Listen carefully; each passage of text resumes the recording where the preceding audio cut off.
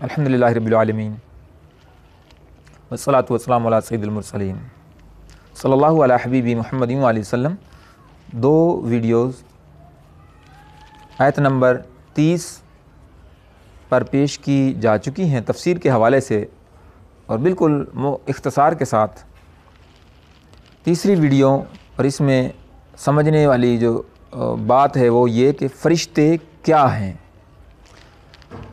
تو اس کی وضاحت اور تفسیر میں فرشتے نوری مخلوق ہیں، گناہوں سے معصوم ہیں، اللہ تعالیٰ کے معزز و مکرم بندے ہیں، کھانے پینے اور مرد یا عورت ہونے سے پاک ہیں۔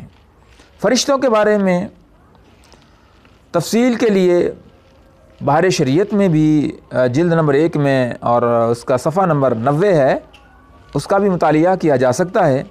آیت مقدسہ میں انی عالم ہوں، بے شک میں زیادہ جانتا ہوں۔